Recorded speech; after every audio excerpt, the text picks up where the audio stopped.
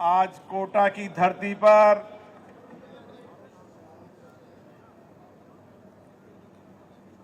इस MSME expo के साथ हम एक लघु सूक्ष्म उद्योग को नई पहचान देना, नवाचार, आत्मनिर्भरता और आर्थिक समावेशी के साथ कैसे नई पहल कर सकते हैं, हम सबके लिए ये एक्सपो नए अवसर, नई संभावनाएं और नए विचारों के दृष्टिकोण का एक महासंगम होगा। आज हमें खुशी है कि हमारे बीच में लघु सूक्ष्म उद्योग, श्रम रोजगार विभाग की मंत्री, जिनका एक लंबा सामाजिक राजनीतिक अनुभव रहा है, जिन्होंने पूरा जीवन समाज के लिए, समाज के गरीब वंचित लोगों के लिए समर्पित किया। श्री शोभा जी करंदलाजे जी हमारे बीच में आई हैं। शोभा जी कर्नाटक प्रदेश के बेंगलोर संसदीय क्षेत्र से प्रतिनिधित्व करती हैं। आप लंबे समय तक राज्य सरकार में मंत्री रही, उसकी बार केंद्रीय सरकार में दोबारा मंत्री के रूप में दायित्व संभाल रही है। और मैंने अभी उनको सुना, उनको इस विभाग की, श्रम विभाग की संपूर्ण जानकारी के साथ कैसे आने वाले समय के अंदर हम देश में सूक्ष्म लघु मध्यम उद्योगों के माध्यम से एक आत्मनिर्भर भारत बना सकते हैं। और इसीलिए हम सबको सामूहिकता से विचार करने की आवश्यकता है। ये एक्सपो अलग अलग क्षेत्रों से आए, जिन्होंने अलग अलग क्षेत्रों के नवाचार किए, उनके विचार, उनके दृष्टिकोण का पता चलेगा। कई ऐसे उत्पाद जो दूर दराज के ग्रामीण क्षेत्र में हमारी महिलाओं ने उत्पादित किए हैं, बनाए हैं, उनकी प्रोडक्ट की जानकारी भी मिलेगी और महिला उद्यमों को एक नए रोजगार का प्लेटफॉर्म भी मिलेगा। मैं आप सबसे एक ही आग्रह करना चाहता हूं, कोटा की यह धरती किसी समय औद्योगिक शहर के रूप में जानी जाती थी और भारत के अंदर कोटा के उद्योग उस समय के नवाचार और एकाधिकार के उद्योग थे, जो उस समय भी देश के अंदर भी और दुनिया के अंदर भी एक्सपोर्ट करने का काम करते थे। यही संभावनाएं आज भी है। आज कोटा के अंदर उससे बेहतर संभावनाएं बनी हैं, चाहे रोड कनेक्टिविटी की हो, दिल्ली बंबई का नया कॉरिडोर हो, चाहे कांडला से लेकर इलाहाबाद तक का रोड हो, सारा कोटा और यह हाड़ौती संभाग रोड कनेक्टिविटी के अंदर देश के अंदर सबसे मजबूत कनेक्टिव शहर है। आने वाले समय के अंदर रेल कनेक्टिविटी के साथ हम और बेहतर कनेक्टिविटी की ओर बढ़ रहे हैं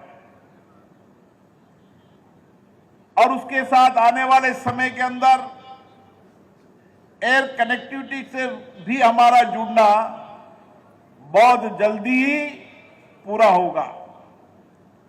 तो किसी भी उद्योग के लिए road connectivity, rail connectivity, air connectivity और उसके साथ सबसे बड़ा वरदान हमें चंबल मां का वरदान है।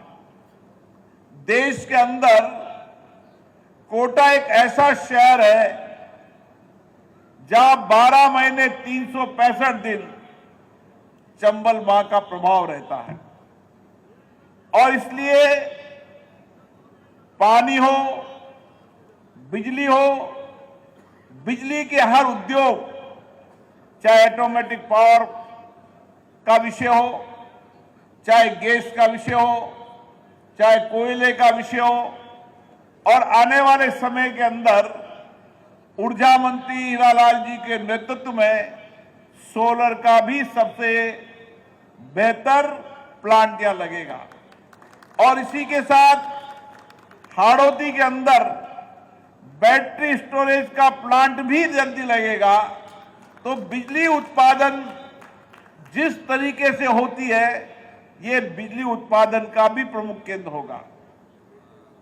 तो बिजली हो, पानी हो, अब आवश्यकता है हमारे नौजवानों के नवाचार की, नए दृष्टिकोण की।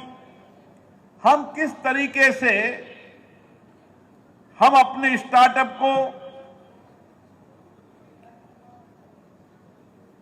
हमारे नए रिसर्च को, नए इनोवेशन को बढ़ावा दे सकते हैं, इसके लिए भी कोटा आने वाला समय में सबसे बड़ा सेंटर होगा।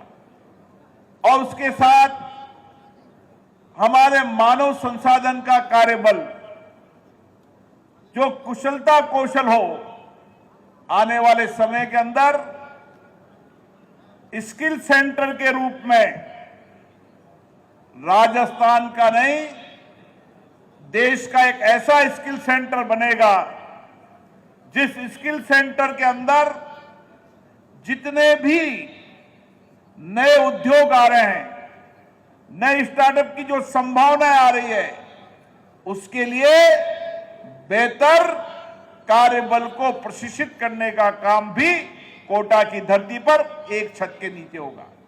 और इसीलिए हमने स्किल सेंटर के साथ एक भविष्य की योजना बनाई है कि उस स्किल सेंटर के अंदर जितने भी ट्रेड हैं, जितने भी नए उद्योग आने वाले हैं, वर्तमान में और भविष्य के अंदर, चाहे दुनिया के अंदर हो, चाहे भारत में हो, उन सबके ट्रेड वाइज हम आने वाले समय में स्किल सेंटर खोलेंगे ताकि देश का सबसे बेहतरीन स्किल सेंटर खुल सके।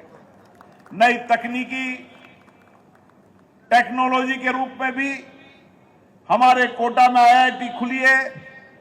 आने वाले समय में डेटा सेंटर के रूप में भी हम कोटा को विकसित करेंगे और हम कोटा को 3 भागों में बांटेंगे। एक तरफ हमारी एरो सिटी होगी, उस एयर सिटी के आसपास डेटा सेंटर होंगे, डेटा एनालिटिक्स सेंटर होंगे, ताकि हम उसको एक IT हब के रूप में भी डेवलप कर सकें।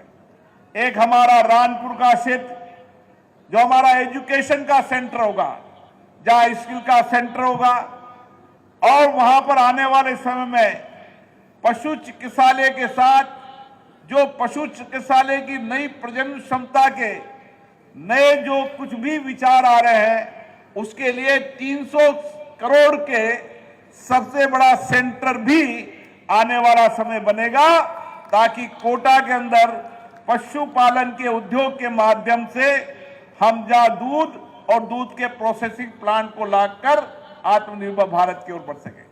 इसके साथ नए मेडिकल कॉलेज, देश विदेश की यूनिवर्सिटी, मैं कोचिंग सेंटर के मालिकों से आग्रह भी करता हूं कि अब समय आ गया है हमें कोचिंग के साथ देश और दुनिया की बेहतर यूनिवर्सिटी खोला जाए, और इसके लिए दुनिया की बेस्ट यूनिवर्सिटी के सभी लोगों से मेरी चर्चा हुई है, भारत सरकार के मंत्री से भी चर्चा हुई है।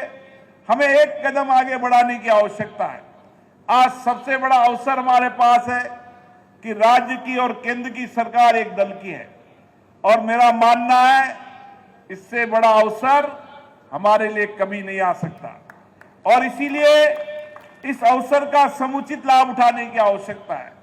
मैं कोटा के नौजवानों का आग्रह करना चाहता हूं कि कोटा के नौजवान देश और दुनिया के अंदर जो कुछ भी नया बदलाव हो रहा है, चाहे इंडस्ट्रीज के सेक्टर में हो रहा हो, चाहे टेक्नोलॉजी के सेक्टर में हो रहा हो, चाहे आईटी के सेक्टर में हो रहा हो, जितना भी नया परिवर्तन हो रहा है, उस नए परिवर्तन को करने के लिए हमारे कदम सबसे आगे होना चाहिए और हमारा दृष्टिकोण सबसे आगे होना चाहिए। हमें अब नए इंडस्ट्री ट्रेड की ओर बढ़ने की आवश्यकता है। आने वाले समय के अंदर दुनिया के अंदर भारत निवेश का सबसे महत्वपूर्ण और सबसे आकर्षित देश है। जो हमारे भारत के अंदर चाहे टैक्स सिस्टम प्रणाली हो, चाहे इसकी सरकार हो, चाहे इसकी नीतियां हो, उसके कारण दुनिया के अंदर लोगों का मानना है कि भारत की बढ़ती तेजी अर्थव्यवस्था के अंदर सबसे बड़ा योगदान अगर कोई होगा तो भारत का होगा। इसलिए मेरा आप लोगों से आह्वान है कि हमें इन विचारों की दृष्टिकोण के आगे बढ़ना चाहिए। मेरा महिला स्वावलंबन के और महिला आत्मनिर्भर के विचारों की ओर बढ़ना चाहिए। आने वाले समय के अंदर जैसे शोभा जी ने कहा कि कोटा, बूंदी, बारा, झालावाड़ एक ऐसा सेक्टर है जो एग्रो इंडस्ट्रीज और एग्रो इंडस्ट्रीज से जुड़े उत्पाद के लिए सबसे बड़ा सेंटर है। और आपको मैं बता दूं कि आने वाले समय के अंदर इस बूंदी के अंदर आपके कोको कोला का प्लांट आने वाला है, एथेनॉल का प्लांट आने वाला है, कई सोलर, कई इंडस्ट्रीज के पार्क आने वाले हैं, और अभी दो बच्चे आपको जो जिनका इनाम मिला, उन 2 बच्चों के बारे में आपको जानकारी नहीं है। मेरे पास दिल्ली से मेरे मित्र पीयूष गोयल का टेलीफोन आया और उन्होंने कहा कि आपके यहां पर कुछ नौजवानों ने एग्रीकल्चर की नई तकनीकी का उपयोग किया है, और उस नई तकनीकी से आने वाले समय में उसका भारत में भविष्य है। अब दुनिया के अंदर और देश के अंदर सबसे बड़ा सेंटर हमारे पास है, और देश के लोग और दुनिया के लोग उसको देखने आ रहे हैं, और हमारे इंडस्ट्रीज के लोगों को ये जानकारी नहीं होगी। अभी 1-2 प्लांट लगे हैं। आने वाले समय के अंदर हमारी रोड कनेक्टिविटी के कारण कृषि की सबसे आधुनिक खेती का अगर कोई प्रमुख केंद्र होगा तो वह कोटा होगा। हमारे सामने ताराचंद जी गोयल साहब बैठे हैं। अब ताराचंद जी गोयल साहब लगातार प्रयास कर रहे हैं जैविक खेती के रूप में आने वाले समय के अंदर देश के एग्रीकल्चर सेक्टर के अंदर जैविक खेती का एक प्रशिक्षण केंद्र भी होगा, और यहां की जैविक खेती के रूप में आने वाले समय जो भारत का भविष्य है, उस भारत के भविष्य में अगर हमारे किसान उस दृष्टि की ओर बढ़ गए तो जैविक खेती का बहुत बड़ा भविष्य है और दुनिया के अंदर बहुत बड़ी डिमांड है। हम तो सोचते थे कि इसकी दुनिया में डिमांड होगी, लेकिन आज भारत के अंदर भी जैविक खेती की डिमांड बढ़ गई है। इसलिए एग्रो बेस्ड इंडस्ट्री हर गांव के अंदर बने, हर गांव आत्मस्वावलंबन बने, और आने वाले समय के अंदर हम ग्रामीण क्षेत्र के लोगों को आत्मनिर्भर के बाद आत्मस्वावलंबन बना सकें। हमारी महिलाओं को छोटे छोटे काम, छोटे छोटे कार्य से उनको आत्मनिर्भर बना सकते हैं। और इसलिए हमारी कोशिश है कि हमारे गांव आत्मनिर्भर बने, और गांव आत्मनिर्भर में हमारी महिलाओं के हस्तशिल्प, उनके कृषि उत्पाद, उनके बनाए गए फूड प्रोसेसिंग, उसका प्लेटफॉर्म देने का हम काम करेंगे, दुनिया में मार्केटिंग देने का काम हम करेंगे, ताकि यहाँ के उत्पाद दुनिया में बेच सकें। आने वाले समय अभी मेरे पास, मैं पूछता हूँ किससे आए हो, कि बाय रोड आए। कितने घंटे लगे, कि 5 घंटे। आने वाले समय के अंदर कोटा से आज भी चलेगा, 4 घंटे में कोटा से दिल्ली, और आने वाले समय के अंदर 7 घंटे में बॉम्बे। अभी मुझे कोई मिला कि मैं बड़ौदा जाता था, 9 घंटे लगते थे मुझे। वह बड़ौदा झाबुआ से मुड़ के चढ़ा और 4.5 घंटे में बड़ौदा पहुंच गया। आने वाले समय मुझे भामाशाह मंडी के लोग मिले। वो पहले कहते थे कि हमारे पास कोटा बूंदी के आसपास के मध्य प्रदेश आते थे, लेकिन इस बार हमारी आवक इस 4 लाइन की वजह से 1.5 बन गई। और आने वाले समय के अंदर जब भामाशाह मंडी का विस्तार होगा, तो मेरा मानना है कि विश्व की सबसे बड़ी मंडी बनेगी, तो भामाशाह मंडी बनेगी। लेकिन इस भामाशाह मंडी के साथ हमें एग्रो बेस इंडस्ट्रीज के लगाने की योजना भी बनानी चाहिए। जब तक हम किसान के उस उत्पाद को वैल्यू एडिशन नहीं करेंगे, हम किसान को उसकी आय का और उसके साथ न्याय नहीं कर सकेंगे। चाहे लहसुन हो, चाहे भिंडी हो, चाहे टमाटर हो। आने वाले समय के अंदर मदर डेयरी द्वारा यहां पर 4000 करोड़ रुपए का प्लांट लगाने का प्रक्रिया शुरू कर दिए, और ग्रामीण क्षेत्र के जितने भी उत्पाद हैं, चाहे वह मटर हो, चाहे वह भिंडी हो, चाहे वह टमाटर हो, सबको प्रोसेस मदर डेयरी करेगी और भारत में यहां से माल जाएगा। यह हमारी योजना है। आपकी कल्पना से ज्यादा हम लगातार चर्चा करते रहते हैं। जितने भी जो संभावनाएं कोटा के लिए बन सकती है और जो भविष्य की संभावना है, उन सारी संभावनाओं पे काम चल रहा है। हमारी सबसे ज्यादा अगर चुनौती थी तो हमारी एयरपोर्ट थी।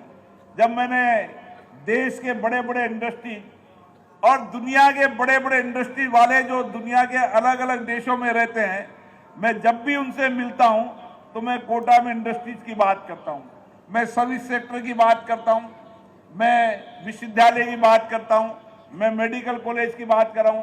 अभी 2 मेडिकल कॉलेज, एक सरकारी एक प्राइवेट। इस 3 साल के अंदर हमारा लक्ष्य है कि कोटा में 5 मेडिकल कॉलेज बने, ताकि हम मेडिकल हब की संभावनाओं की ओर बढ़ सकें। ऐसे तमाम क्षेत्रों के अंदर काम चल रहा है। मुझे आशा है इन सारी संभावनाओं और अवसर का लाभ उठाने की हमें आवश्यकता है।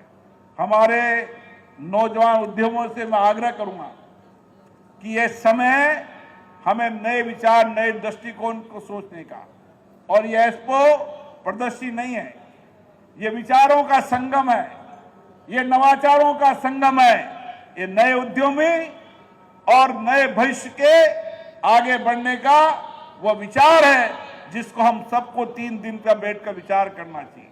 मैंने पिछली बार डिफेंस का एक्सपो लगाया था, अभी मैंने रक्षा मंत्री जी पुनः आग्रह किया कि डिफेंस का एक्सपो लगाया जाए।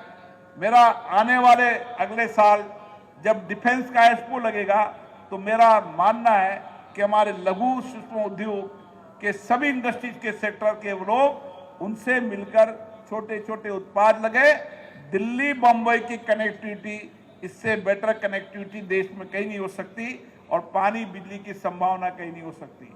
आने वाले समय के अंदर इंडस्ट्री सेक्टर के अंदर, सर्विस सेक्टर के अंदर, आईटी के अंदर, इन सारे सेक्टरों के अंदर जो संभावना है, उन सब संभावनाओं पर गंभीरता से काम चल रहा है।